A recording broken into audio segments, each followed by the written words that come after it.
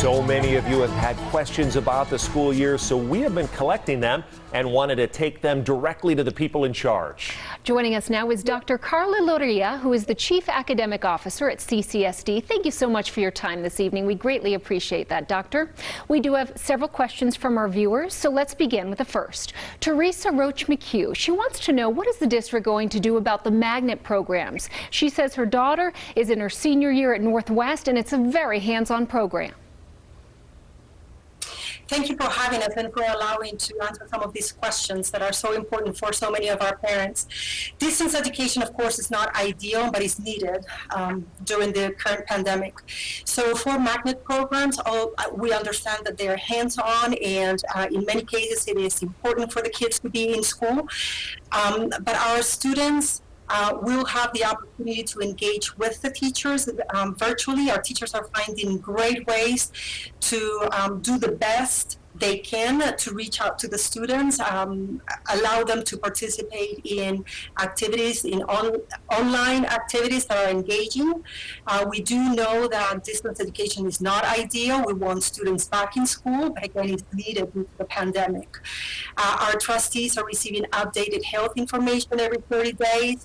They will be determining, based on the information we receive, when is a good time for all of us to go back to classroom, of course, keeping safety in the forefront. Doctor, our next question comes in from a viewer named Kelsey Chatwin. She writes in, what are the schedules going to look like for preschool and kids with IEPs? Will students who need help with speech still get to see a speech teacher? Yes, the schedules for preschool will look similar to the kindergarten schedules.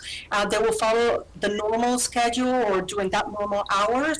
If the child is in half-day preschool, it's going to be, of course, a shortened day. If it's in a full-day preschool, the student will have opportunities to engage in two ways with the teachers. One of them is the synchronous way. We have heard that word more often lately than ever, but that really means to be able to participate in a face-to-face activity with the teacher and a live activity with the teacher virtually. So it is just like we are doing right now via the technology. They are going to be able to access the teacher directly, and also they will be able to learn via asynchronous model lessons, which really means the students engaging in their own learning independently with activities that have been specially selected by the teachers to continue the learning of the students.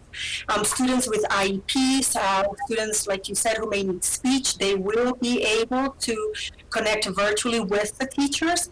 At this point, the teachers will need to use their discretion and determine whether they feel comfortable to come into the school, whether they feel safe to come into the school, and either work at the school or from the school or work virtually. But they will be able to engage in the special needs opportunities that they may have based on their IEPs. Okay. Dr. Loria, Mandy McCabe wants to know the following. She wants to know if there will be any additional tutoring services available. Yes, there will be additional tutoring services. Tutoring services have always been managed at the school level, and there will be opportunities for students to engage in smaller group or one-on-one sessions virtually with their teachers as the teachers feel the need. We're also, as a district, working with different organizations to organize probably community organizations who may be also available to provide services to students, and if they feel comfortable, students may be able to attend those sessions face-to-face. Dr. Loria, this question comes in from Scott R. Joseph. He writes in, what is going to happen with the credits towards graduation? As usual, there are online credit retrieval options for students. We also have the Nevada Learning Academy, and that will be functioning as normal. They have always been virtual, so that will continue. Our students also will have the ability to graduate early from high school if they have the credits that makes them eligible to do that. At the same time, educators will be able to reach out students in very unique way, very individualized manners, so that they can support students to recover credits if that is the case. But students will continue being able to recover credit towards graduation. Dr. Carla Luria joining us live on 8 News Now. Doctor, we thank you so much for your time and providing that information for our viewers. We do appreciate it. Thank you. Plans do look a little different for private and charter schools this fall. 8 News Now reporter Sally Hadamia spoke to principals, superintendents, and CEOs of a few different schools and gives us a look at what their learning plans involve. I think it's a challenge when you shut down athletics and you shut down the arts and you shut down all the after-school activities. It's not just the education, it's that social piece. It's where the kids find their passion after school. When that all gets shut down, it takes a toll on everybody. The typical back to school looks a little different for the various charter schools, with some opting for classroom settings while others are staying virtual. So our plan really has two options for our families. One is to come back 5 days a week face-to-face, and then we also have an option for families who aren't comfortable yet sending their kids back. We're going to tape every single class every day. But not everyone is doing everything exactly the same. We're sponsored by Clark County School District. We made the move to online learning, and our face-to-face component was just suspended temporarily. Our board decision that was made a little over a week ago was to return all virtually. And when it comes to health in schools, the CEO of Faith Lutheran Middle and High School says it will be taken very seriously. Some of the things would include we're taking temperatures every morning, doing some health screening, we're extending passing periods, we have one-way hallways, we're serving lunch from 5 different places.